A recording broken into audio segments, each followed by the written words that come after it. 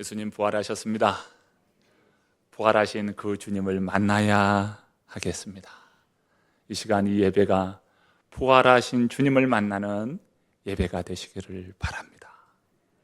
단순히 내가 이성적으로 깨닫는 정도가 아니라 그 주님을 만나는 은혜가 있기를 바랍니다. 사도행전은 굉장히 역동적인 이야기로 가득 차 있습니다. 성경에 여러 많은 책이 있습니다만은 사도행전은 굉장히 역동적인 이야기로 가득 차 있어요.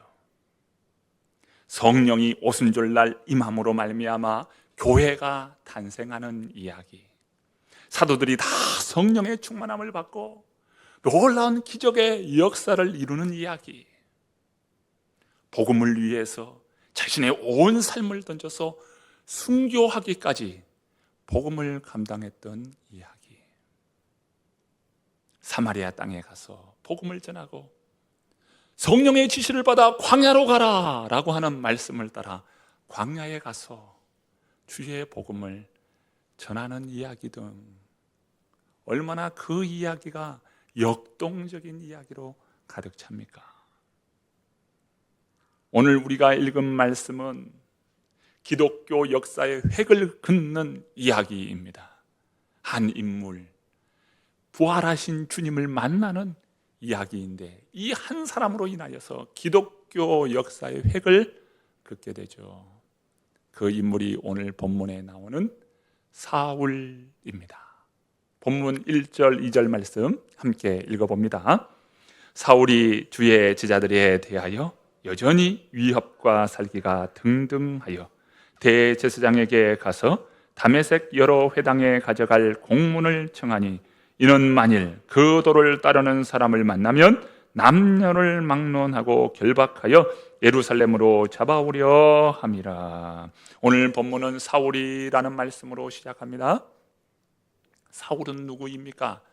오늘날로 말하면 지식층 중에 최고의 지식층이요, 그 출생 배경을 보면 금수저이기까지 합니다.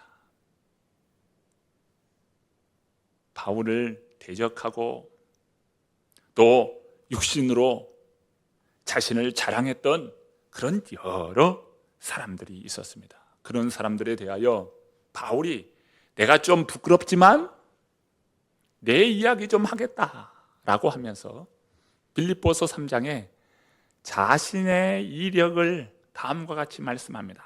빌립보서 3장 4절부터 6절 말씀은 제가 읽어보겠습니다. 그러나 나도 육체를 신뢰할 만하며 만일 누구든지 다른 이가 육체를 신뢰할 것이 있는 줄로 생각하면 나는 더욱 그러하니니 나는 만일 8일 만에 할례를 받고 이스라엘 족속이요 베냐민 지파요 히브리인 중에 히브리인이요 율법으로는 바리새인이요 열심으로는 교회를 박해하고 율법의 의로는 흠이 없는 자라. 이 말씀만 읽어봐도요 바울이 얼마나 대단한 사람인지 보여줍니다. 그는 바리새인 중에 바리새인이다. 즉 유대의 정통한 사람이다. 그는 길리기아 다소에서 태어났습니다. 그러니까 헬라의 문학과 철학에 능통한 사람이었다는 겁니다. 또 로마 시민권을 가진 사람이었습니다. 그러니까 로마의 법과 로마의 제도에 대하여 누구보다 잘 알았던 사람입니다. 그리고 그는 학문에 의하여 최고의 명문 학부 출신입니다. 가말리엘 문화생도로서 당대 최고의 학부 출신이에요. 금수저입니다. 굉장한 지식층입니다. 그의 자랑스러운 그런 이력을 누구에게다 내놔도 모두 고개를 숙연히 숙일 수밖에 없는 그런 대단한 인물입니다. 그런 그가 무슨 소문이 들리는데 이런 소문이 들려요. 예수라는 자가 있는데 그 예수가 메시아다 이거예요. 그 메시아라고 믿는 그 사람들이 점점 기하급수적으로 늘어난다는 이러한 소식을 듣게 된 것입니다. 그런데 예수라는 자를 그 사울이 생각할 때 그는 율법을 파괴시키고 또 율법이 명한 가장 저주받은 표상의 모습을 바로 그 예수라는 자가 가지고 있는데 어찌 그러한 자가 메시아일 수 있느냐, 이런 생각이 그 사울에게 가득하였습니다. 율법의 의로는 흠이 없는 이 사울이 도저히 견딜 수가 없는 겁니다.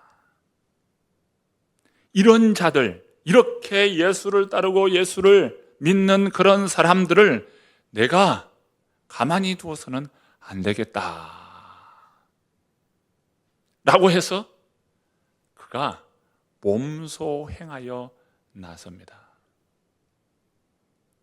그런데 그가 그렇게 몸소 행하여 나설 수 있는 이유는 그런 말씀에 입각하여 그런 행동으로 옮긴 겁니다. 빌립보서 3장 6절 말씀 보면 열심으로는 교회를 박해하고 율법의 의로는 흠이 없는 자라. 이 말씀에 열심으로는 교회를 박해했다.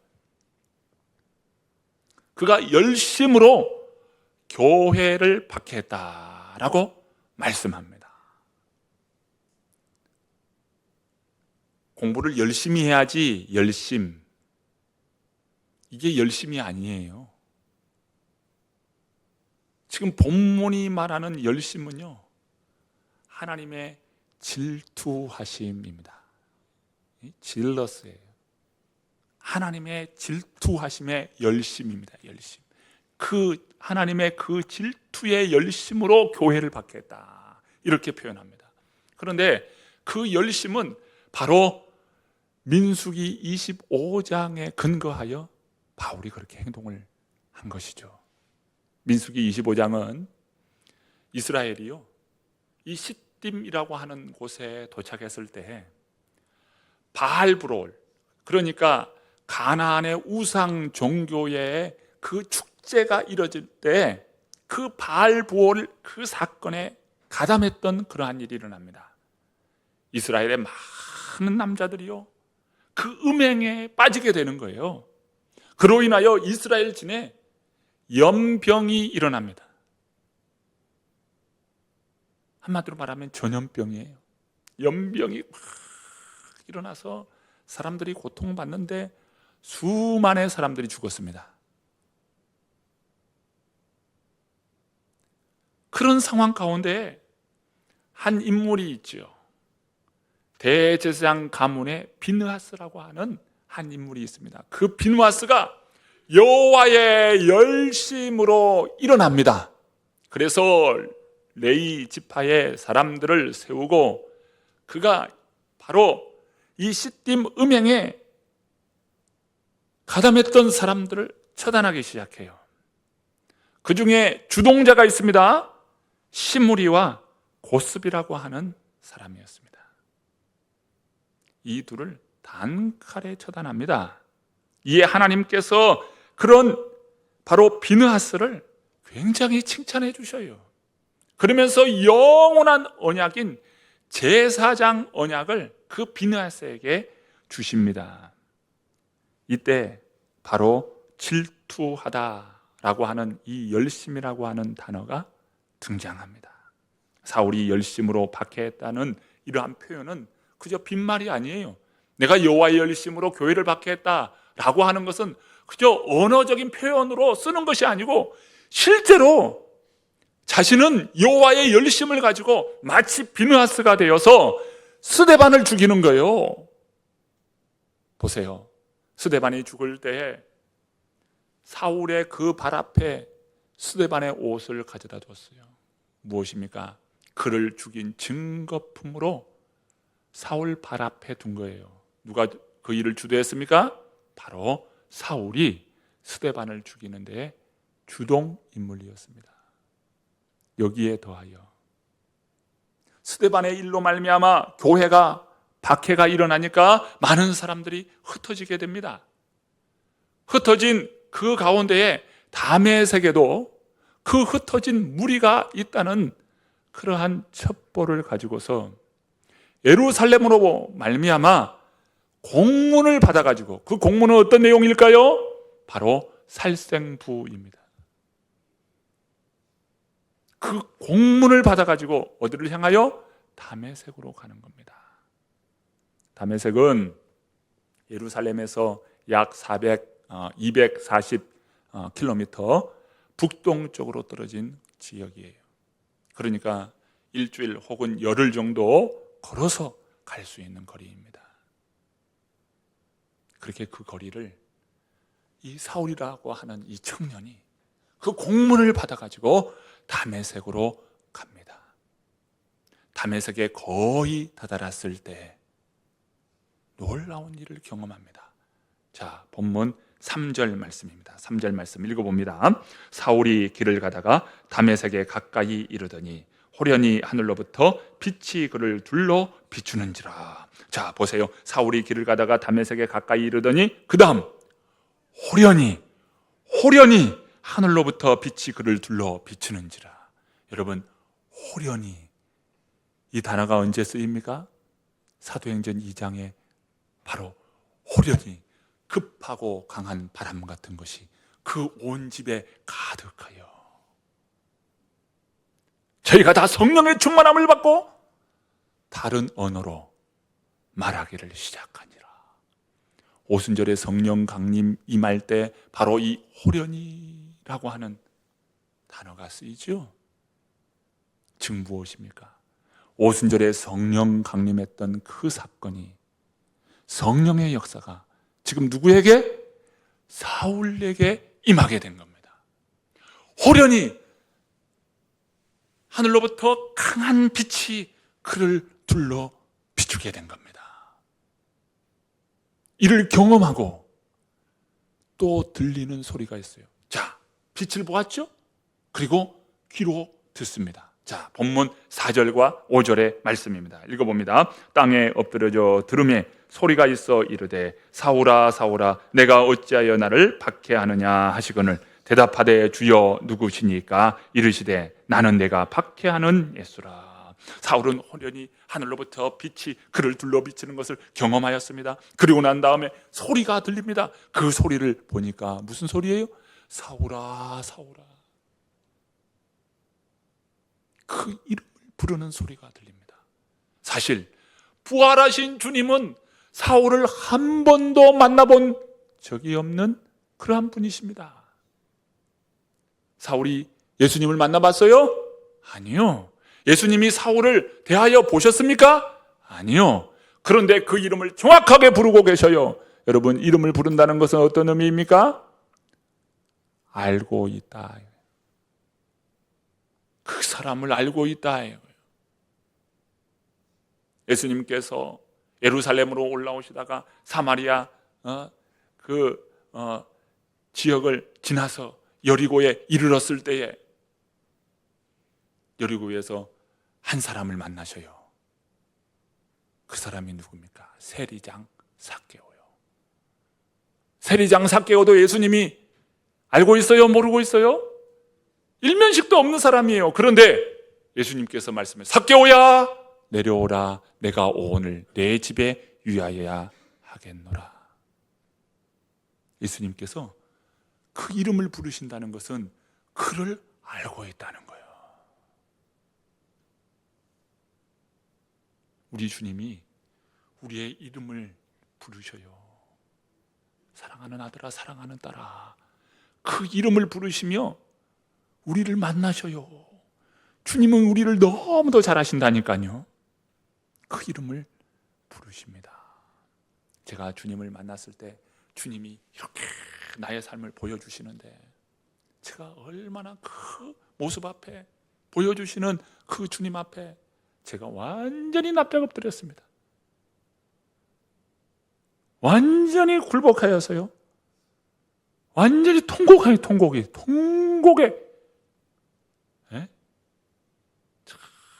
그 주님이 그렇게 알고 계신다니까요. 주님이 알고 계셔요. 우리를 너무도 잘 알고 계셔요. 내 이름 아시죠. 내 모든 생각도 아바라 부를 때 그가 들으시죠. 우리 주님이 너무도 우리를 잘 알고 계세요. 그러면서 보세요. 사울아 사울아 왜 나를 박해하느냐. 주님이 이렇게 그 이름을 부르면서 말씀하시는 이유, 그것도 한 번도 아니라 사울아 사울아 2번 부르셔요. 그 2번 부르시는 그 이유는 무엇입니까? 내가 너를 그토록 사랑하고 내가 그토록 너를 이처럼 내게 돌아오기를 간절히 내가 기다리고 있는데 어찌하여 너는 나를 박해하느냐. 사울아 사울아 그 이름을 부를 때요, 그 이름을 부르는 것은 내가 너를 사랑한다는 거예요. 내가 이처럼 너를 사랑하는데, 내가 너를 알고 있는데 어찌하여 너는 나를 거부하고 나를 박해하느냐. 주님이 우리를 얼마나 사랑한지 몰라요. 내가 너를 위하여 십자가를 지고 죽었노라. 내가 너를 위하여 모든 것 내어주고 네가 돌아오기만을 간절히 바라고 있노라. 그 주님의 음성 들을 때요, 누구든요 고꾸라지지 않을 사람이 누가 있습니까? 주님이 나를 아시는데 그 이름을 부르셔요. 또 보세요. 네가 나를 왜 핍박하느냐고 주님이 물으시는 겁니다. 바울이 언제 주님을 만났다고 주님을 핍박했다는 거예요? 주님을 알지도 못하는데 언제 주님을 핍박했어요? 그런데 주님은 네가 나를 핍박했다는 겁니다. 지금 무엇입니까? 교회를 핍박하는 것이 곧 나를 핍박하는 것이라 이거예요. 주의 성도를 핍박하는 것이 곧 나를 핍박하는 거라는 겁니다. 무엇입니까? 성도와 교회는 독립된 객체가 아니라는 거예요. 교회와 성도는요, 주님의 몸을 이루는 지체입니다. 독립되어 있지 않아요. 성도는 무엇입니까? 예수 그리스도를 몸으로, 그리고 각 성도는 그의 지체라 했어요. 교회는 주님의 몸이라 했어요. 그 머리는 예수 그리스도시요, 교회는 주님의 몸이라 했어요. 우리 성도는 그 몸의 지체인 거예요. 그러니 보십시오. 성도 한 분 한 분이 얼마나 귀합니까? 주님의 지체예요. 주님의 몸을 이루는 지체입니다. 우리 안에 주님이 계시고요, 주님을 고백하고 내 안에 성전 삼아 주신다고 말씀하셨어요. 하나님의 거룩한 영이신 하나님이신 바로 그 성령이 내 안에 임하여 계셔요. 어떻게 임하여 계셔요? 임하여 있는 곳이 바로 성전이 아닙니까? 너희가 하나님의 성전인 것과 하나님의 성령이 너희 안에 계시는 것을 알지 못하느냐. 우리가 주님의 몸을 이루는 거룩한 지체요, 거룩한 성전이라는 겁니다. 그러니 성도 한 분 한 분이 얼마나 귀합니까? 부활하신 그 주님을 만남으로 인하여 여러분 성전됨을 회복하시기를 간절히 바랍니다. 주님이 말씀하셔요. 너희가 서로 사랑하라. 내가 새 계명을 너희에게 주노니 서로 사랑하라. 여러분 서로 사랑하시기를 바랍니다. 미운 마음이 있었습니까? 안 좋은 마음들, 그런 마음들이 있었습니까? 여러분 주님이 계명으로 주셔요. 명령으로 주셔요. 서로 사랑하라고. 예수님께서 너에게 십자가를 주었는데 십자가 그 사랑을 너에게 베풀어 주시네. 네가 용서하지 못할 자가 누가 있느냐? 네가 범치 못할 자가 누가 있느냐? 여러분 십자가에서는요 모든 것이 다 용서가 되는 거예요. 다 사랑할 수 있는 거예요. 용서하고 사랑하고 참으로 그리스도의 성전됨을 다 이루는 주님의 성도님들 다 되시기를 바랍니다. 부활의 주님이 바로 바로 이 자리에 계십니다. 주님을 만나는 기쁨과 행복이 넘치는 귀한 성도님들 다 되시기를 간절히 축원합니다.